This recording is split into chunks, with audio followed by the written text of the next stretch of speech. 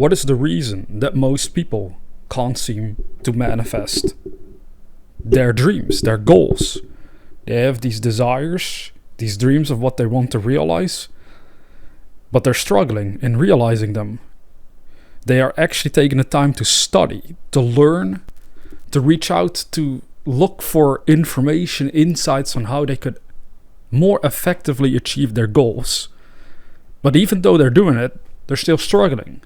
They're still not really making it happen. They're still like wondering, why is this so hard? Why is my life always a struggle? Why are things always going wrong? And why this and that? You know, you can think of millions of reasons of why things are bad. But you can also think of millions of reasons of why things are good.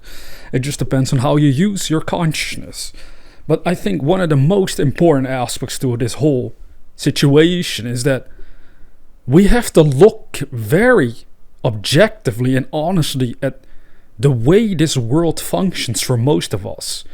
And most of us, therefore, are not born into a rich family, which is already a very important factor in explaining why it seems so hard for most people to achieve anything of any consequence. They have these big dreams, but they just struggle and struggle. You see, if you're born into a rich family where the father, mother, or both of the parents are like multi-millionaires, odds are that, well, you could say you'll be pretty spoiled as a child, and that's kind of a bad thing in a way. I mean, you should be nice to your children, of course, but to actually spoil them and not teach them anything is detrimental to their own growth in general. But if we look at parents that actually teach those kids strategies and mindsets and all that they know about becoming wealthy, then the odds are that those children also grow up becoming wealthy. I've seen this happen in other families where, for example, even with my mentor 10 years ago, well, actually decades ago in his case, because his children are even older than me. But when his children were in their early 20s, they were already making like tens of thousands of dollars a month. Like, that's not a common thing, if you're honest. Now, it is becoming slightly more common due to the internet and the ability for us to reach the entire globe from our homes, but before that it was very uncommon, to say the least. But you see, the thing is, in that case with my mentor, for example, he already also knew the laws of the mind and how important the mindset is and how you should use your mind, you know, every single day, and how you should focus on visions, this and that. And he would just teach his children that as they grew up, and they were applying it, and they were successful pretty much because of those teachings growing up. So the thing is, most of us, if we look at it honestly, we actually don't come from such a background, right? So our parents may have not been multimillionaires, may have been middle class, maybe even low class. And I have never really looked into all the percentages on what every household actually is, but I think most could be perhaps classified as a middle or middle class, and then you have the lower income, also high percentage. But those high income classes and the multi-millionaires and the six-figure earners, right? It's already a huge gap there between the great majority of households. So what ends up happening is that in such a case, we're raised without really the proper knowledge in order to succeed. We're not really taught the laws of manifestation. Our parents might have been struggling all their lives as well. They couldn't teach us how to manifest our dreams.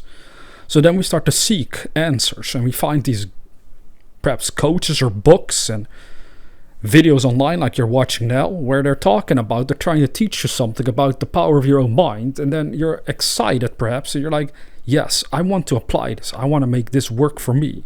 So you start to study it day in and out. You spend actually hours a day perhaps, if you're very serious about this subject. Sometimes I do that. Spend hours a day just studying, just contemplating stuff that I read from other wise people, because it can help, improve your own mindset on that matter. Well, you're studying, and then you're like, I'm going to apply this. All right, so you're applying it, and you're actually experiencing some benefits. You're sensing, my life is actually improving by applying this information into my life. So that's all good. That's a good sign. But here's the thing. For most people, because of perhaps years and years, decades, in some cases before they start changing their lives, decades of programming the mind in a certain way, thinking in limited ways, not knowing the power that you hold, not knowing anything about the laws of manifestation, how to manifest your dreams, because of all those years, right? That you did not know anything about it, and therefore you were unable to really live up to your own potential the way you want it. It's all become a habit. It's like a habitual way of living, way below your own potential. Now think about it. Really think about it. That's where most people are coming from when they start studying the mind. They come from a habitual place of thinking way below their potential, so then they become sort of excited about this new information that holds these great promises. Of you achieving your dreams, becoming rich, or being able to do this or that, buy this or that, right? Whatever it is that you want, you get all excited. You're like, oh, this information might be able to help me get it finally. So you get all excited and you start working at it. But here's the thing. That information that you're studying, if it's good information, if it's a good teacher, if a good source, then it comes from a person that is habitually living according to that information themselves. So that means that they don't really have these contradicting beliefs left in their consciousness that is holding them back. They don't have these limiting ideas about their own potential that could hold them back. So here's the thing. When you start studying all these wonderful ideas about manifestation, you have to face the fact that the odds are that you're habitually thinking still in contradictions. And that is what's making it harder for you to fully achieve the dreams that you want, even though you're studying this great material about how to use your mind in a more effective manner. And that is why people keep watching inspirational videos, and they're really excited about watching them. They really feel they help in some way. But they're forgetting that final ingredient of habits, of paradigms, of how their minds is actually programmed through years and years of living in a contradicting way to the material that they're studying. So what you need to do, what you want to do, is carefully focus your mind on the information you're studying and adjusting your own reactions to life according to that information. So if you see something that seems impossible to do, right, because of a bad mindset, your reaction might be one of discouragement, to feel, oh, it's going to be too hard, oh, this is probably going to be very difficult. You want to change that reaction around and start considering, wait a minute, what is all this great information that I'm studying teaching me? It's teaching me that I have a power within myself called imagination, to which I can build a vision, and all I have to do is focus on the end result. And as I stay focused on that end result, the ideas and things I need automatically start to come to me in order to make it a reality. That takes huge trust for most people because they're not used to living like that.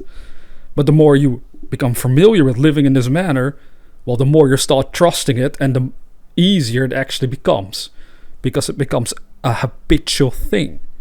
This is what you want to understand. It is not a habit for most of us to live to the power of imagination in order to manifest our dream realities. It is not a habit at all.